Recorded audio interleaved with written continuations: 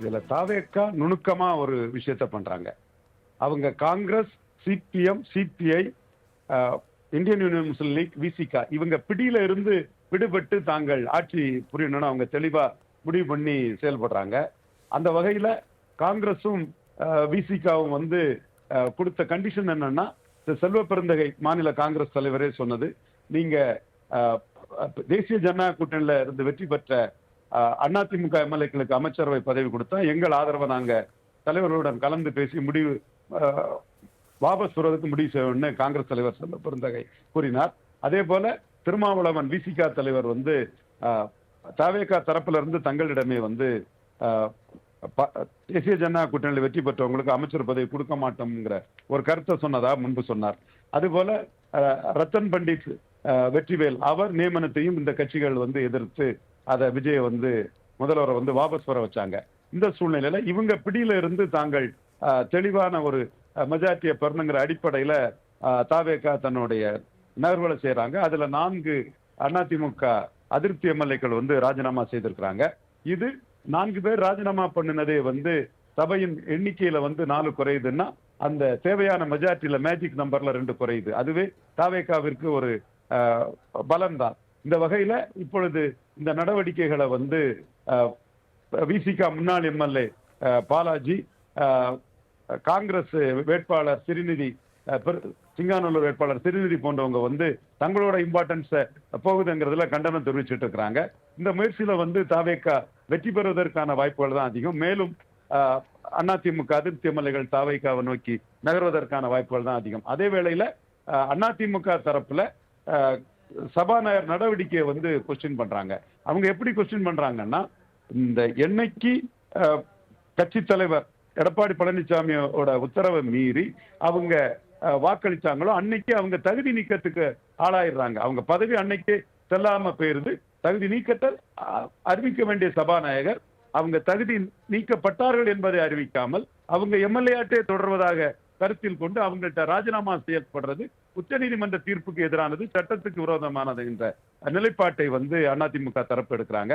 அதை எஸ்டாப்ளிஷ் பண்ண விதம் தான் 5 நிமிஷத்திலேயே அந்த அவங்க கொடுத்த ராஜினாமாவை ஏற்றுக்கொண்டாங்கிற கேள்வியை இன்பத்துறை எழுப்பி இருக்கிறார்கள். அதுல உள்ள அவங்க டெக்னிக்கல் பாயிண்ட் என்னன்னா, சபாநாயகர் நாளேட்சிக்கு தெரியும் இவங்க அதிமுக பொதுச் செயலாளர் கொறடாவோட உத்தரவை மீறி வாக்களித்த நிமிடமே இவங்களுக்கு வந்து எம்எல்ஏ பதவி போயிட்டுங்கிறது சபாநாயகருக்கு தெரியும். அது தொடர்பான தீர்ப்பை கொடுக்காம சபாநாயகர் காலந்தாமதம் செய்து விட்டிருக்கிறார். அப்ப அவர் நாளேட்டுக்கு உட்பட்ட ஒரு நிகழ்வை மீறி இவங்க இன்னைக்கு எம்எல்ஏ தொடர்வதாகவும் அதை ராஜினாமா செய்வதாகவும் அதுல வந்து அவர் ப்ரொசீஜர் இரகுலாரிட்டி இல்ல, அவங்க பேப்பர்ல எழுதிதான் தந்திருக்காங்க, கைப்படிச்சு தரலங்கிற ஒரு ப்ரொசீஜர் லாவை பற்றி பேசுறாரே தவிர மெட்டீரியல் லாவில் உச்சநீதிமன்றம் கூறியதன் அடிப்படையில் அவங்க வாக்களித்த நிமிடமே அவங்க வந்து தகுதி இழந்துடுறாங்கிற அதை வந்து அவர் மறைச்சுக்கிட்டு சபாநாயகர் செய்யறாரு. இதைத்தான் அதிமுக ராஜ்யசபா உறுப்பினர் இன்பத்துறை வந்து அஜிடேட் பண்ணிட்டு இருக்கிறாரு. இந்த விஷயம் இதோட நிற்காது.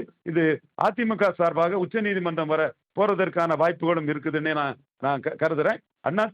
தாவேகாவை பொறுத்தவரையில தாங்க காங்கிரஸ் விசிகா இவங்க பிடியில இருந்து சிபிஎம் சிபிஐ பிடியில இருந்து இண்டிபெண்டா வரணுங்கிறதுக்காக தங்கள் காய்களை நகர்த்தி கொண்டிருக்கிறார்கள்.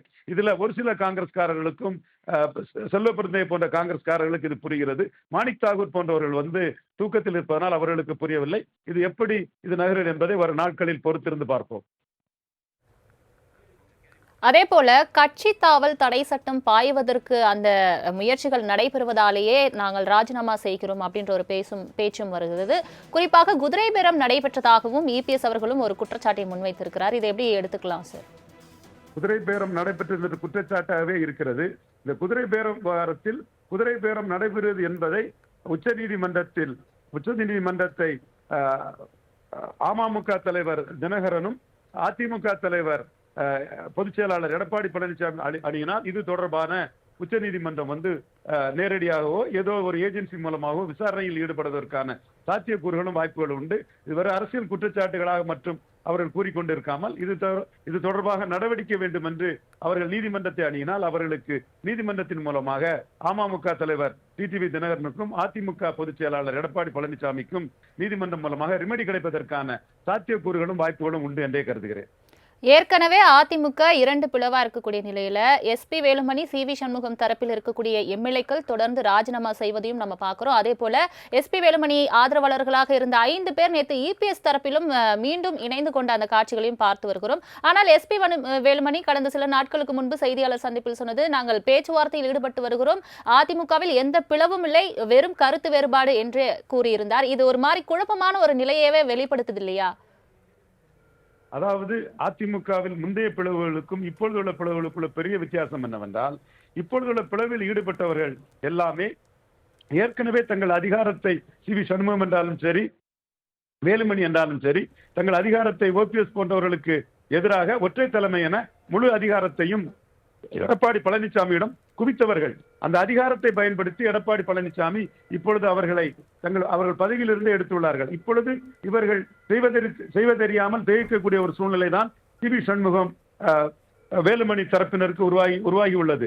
அந்த சூழ்நிலையில் அவர்கள் அதிமுக இரட்டை இலை, எம்ஜிஆர் ஜெயலலிதா என்று தங்கள் வழக்கமான தங்களுக்கு வாய்ப்பளித்து தங்களை எம்பவர் பண்ண அந்த சென்டிமெண்ட்டுக்கு போவதற்கு நிற்கிறாங்க. அதுல எடப்பாடி பழனிசாமி அவர் கை ஓங்கி இருப்பதனால அவரும் இதுல நிபந்தனைகளை விதித்து இவர்களை தாக்க விட்டு தன்னுடைய தலைமையின் அதிகாரத்தை அவர் காட்டக்கூடிய ஒரு சூழ்நிலையை நாம் பார்க்கிறோம். இந்த இடத்திற்குள் ஒரு தலைவர் இல்லாமல் எடப்பாடி பழனிசாமியை அவசர கோலத்தில் ரிவோல்ட் பண்ணிய வேலுமணியும் சி.வி. சண்முகமும் மாட்டிக்கொண்டு விழிப்பது தெளிவாக தெரிகிறது. கொஞ்சம் பொறுத்திருந்து 32 எம்எல்ஏக்களை தயார் செய்துவிட்டு எடப்பாடி பழனிசாமியை அவர்கள் சேலஞ்ச் பண்ணியிருப்பார்கள் என்றால் அது ஸ்பிரிட் மெர்ஜர் என்று தெளிவாக போயிருக்கும். போதிய எண்ணிக்கை வராமல் எடப்பாடி பழனிசாமியை அவசரப்பட்டு சேலஞ்ச் பண்ணதில் இவர்கள் இப்பொழுது மாட்டிக்கொண்டு விழிப்பதாகவே தெரிகிறது.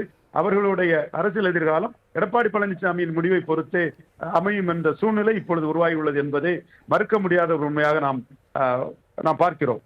இணைப்பில் தங்களது கருத்துக்களை பகிர்ந்தமைக்காக நன்றி திரு ரவீந்திரன் துரைசாமி.